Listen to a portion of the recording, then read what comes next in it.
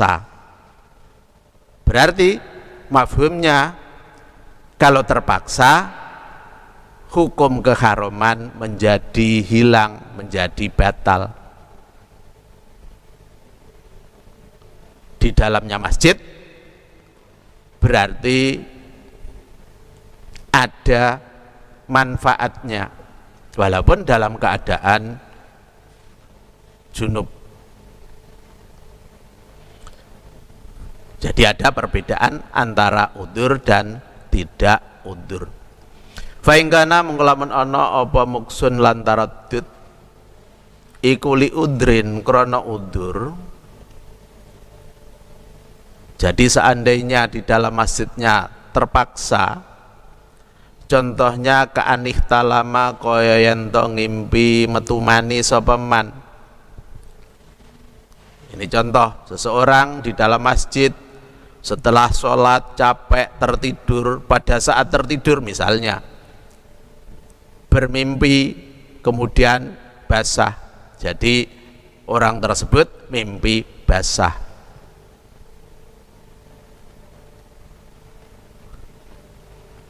Pada saat bangun mau keluar, faughliqa mongko den kunci sapa alaihiman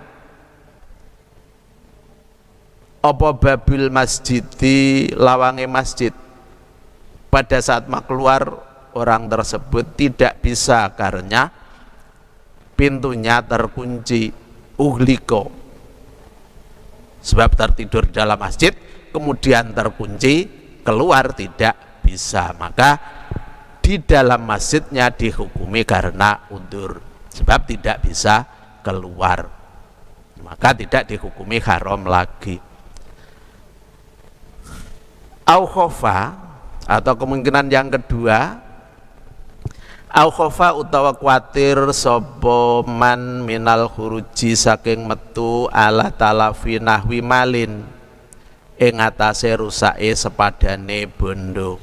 Kemungkinan yang kedua, pada saat junub di dalam masjid tadi, andai keluar maka hartanya hilang, misalnya seperti itu. Talafi nahwi malin, apakah dicuri orang atau dibawa kucing, yang penting hilang. Jadi harus dijaga terus. Kalau dalam keadaan seperti ini, jaza monggo wenang lahu kediman opo al muksu netepi lid darurati krono darurat. Jadi dalam keadaan udzur walaupun junub seseorang boleh tetap di dalam masjid. Jaza lahul muksu, alasannya lid darurati, karena darurat. Yang pertama, keluar jelas tidak bisa. Yang kedua, karena seandainya keluar ditinggal mandi, hartanya yang ditinggal di dalam masjid menjadi hilang. Jadi darurat keadaan seperti itu. Wajibulan wajib alaihi ing atase man apa atayamum tayamum. Nah, ini yang harus diperhatikan. Benar tadi diperbolehkan kita menetap di dalam masjid dalam keadaan terpaksa, darurat. Tapi ada suatu kewajiban yang harus dilakukan, yaitu melakukan tayamum. Jadi pada saat di dalam masjid keadaannya memiliki hadas besar, keluar tidak bisa atau keluar tidak mungkin karena mengkhawatirkan sesuatu tadi, maka melakukan tayamum di dalam masjid. Jadi debu yang menempel di lantai masjid misalnya, itu boleh digunakan untuk bertayamum. Hanya saja ini ada suatu keterangan yang harus diperhatikan, yaitu wayah rumu ini. Wayah rumu lan haram apa tayamum biturabil masjidi kelawan lebune masjid. Hanya saja kalau kita tayamum tidak diperbolehkan menggunakan debunya masjid. Masjid yang bagaimana? Wahwa utai turabul masjid iku ad-dakhilu lebu kang manjing fi waqfihi ing dalem wakofane masjid. Jadi debu yang berasal dari tanah wakofnya masjid itu yang tidak diperbolehkan. Debu wakofan tidak boleh digunakan untuk tayamum. Tapi kalau masjidnya sudah jadi, di atasnya sudah dipasang ubin, kemudian ada debunya, itu bukan debu yang masuk dalam wakofan masjid, tapi debu yang terbang dari luar, maka boleh digunakan untuk tayamum. Jadi beda, debu yang termasuk wakofan masjid itu debu yang asli tanahnya masjid pada saat diwakofkan. Kalau sudah bertambah, sudah berbeda lagi. Jadi tanahnya misalnya rendah, kemudian diuruk sampai tinggi, maka tanah yang di atasnya itu bukan dakhilun fi wakfihi, bukan termasuk tanah yang diwakofkan, tapi tanah yang ditempatkan di atas tanah wakaf, maka boleh digunakan untuk tayamum, masih diperbolehkan. Amal kafiru, anapun utawi wong kafir iku fala yumna'u, mongko ora den cegah sapa kafir minal muksi, saking netepi fihi ing dalam masjid. Tadi disebutkan yang diharamkan menetap di dalam masjid itu orang muslim, makanya di sini juga dijelaskan kalau orang kafir bagaimana? Jawabnya di sini tidak dilarang. Jadi kalau ada orang kafir masuk ke dalam masjid, hukumnya tidak haram. Liannahu, karena teman sedune kafir iku layak takidu ora nekotaken sapa kafir hurmatahu ing harame muksun. Alasannya ini karena orang kafir tidak punya keyakinan bahwa berdiam diri di dalam masjid dalam keadaan hadas besar itu tidak, itu diharamkan, tidak punya keyakinan seperti itu. Jadi hukum-hukum Islam tidak berlaku. Kalau hukum Islam tidak berlaku, berarti kan tidak dosa. Jawabnya tetap dosa. Dosa karena tidak Islam, intinya di situ. Jadi bukan dosa karena tidak sholat, tapi dosa karena tidak Islam.